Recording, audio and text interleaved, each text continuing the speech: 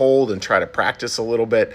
It's not an easy one, and it was made famous in the Ted Lasso series. Those of you who are Ted Lasso fans, there's this little segment called Be Curious. And curiosity actually is a deep spiritual virtue. It's when I think about a lot. It's when I imagine a lot that we gloss over really quickly.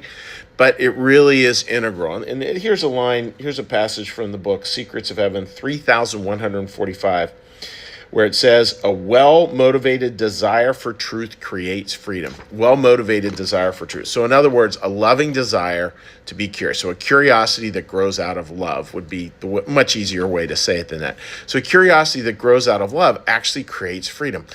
Beautiful, beautiful, beautiful concept. Right? Because how many of us don't want to have a little more freedom in our lives?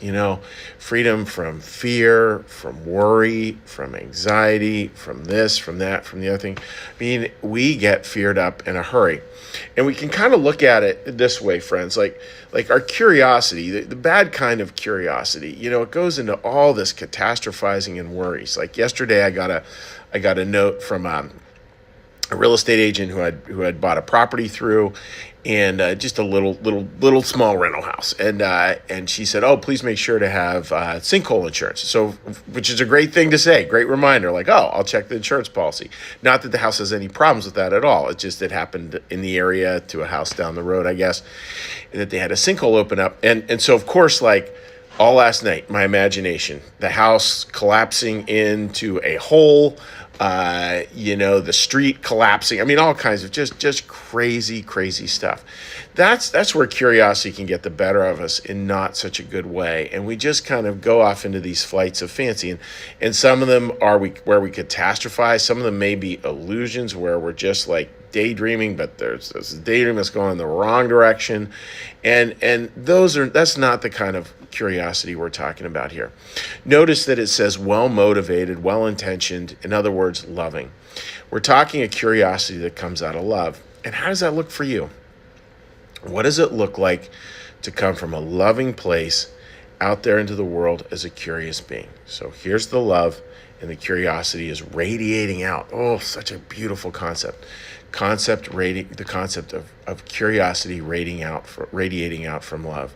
And I think, friends, we know that, like, really loving people in our lives, like, they're so interested in other people. They really want to hear their stories. They want to know how life is for them, because it's no longer about how do I feed my ego? Hey, world, look at me. Let me get a chance to have some accolades here.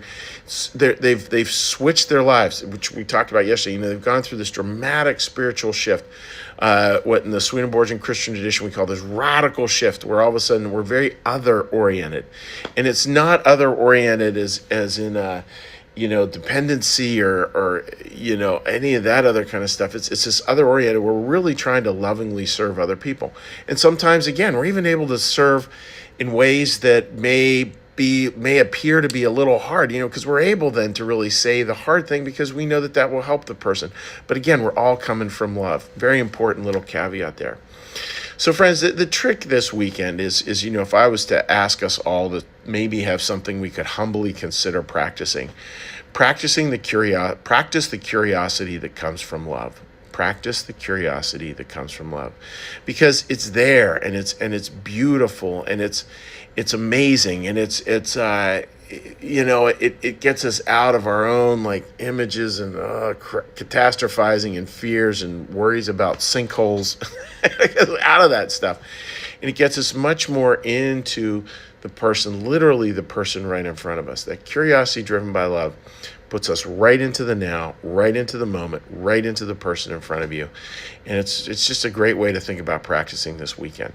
So that's my hope for you, that you can do that in your own way, and we'll try to do it in our own way and try to do it with a lot of humility and a lot of, hopefully, God's grace and blessing along the way. So with that, friends, I'm really wishing you I hope you have a wonderful weekend ahead.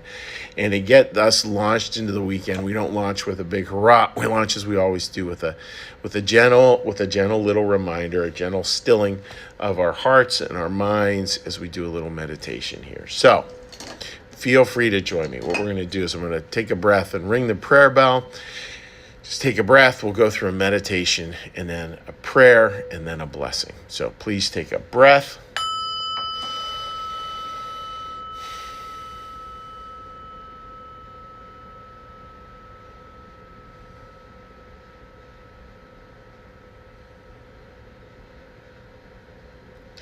Be still and know that I am God.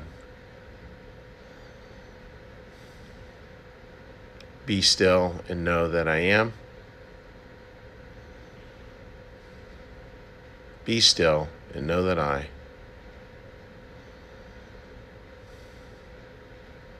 Be still and know that.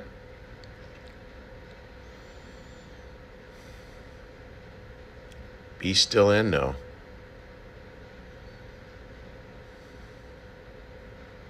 Be still and.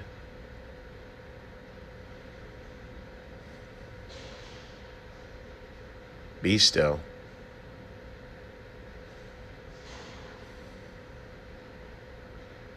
Be.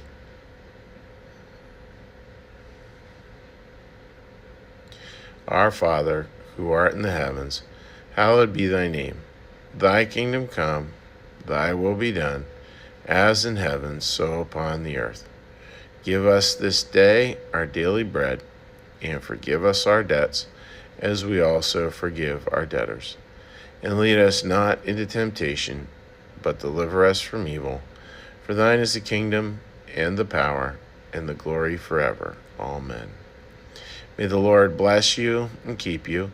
May the Lord make his face to shine upon you and be gracious unto you. May the Lord lift up his countenance upon you, bring you peace, and bring you home. Amen. All right, dear friends, certainly I'm wishing you a wonderful, amazing weekend ahead. God bless. I will look at the comments online because, again, I'm in my office today, so it's a little hard to do all at once. But I really appreciate your comments and thoughts. They're always wonderful to read. God bless you. Have a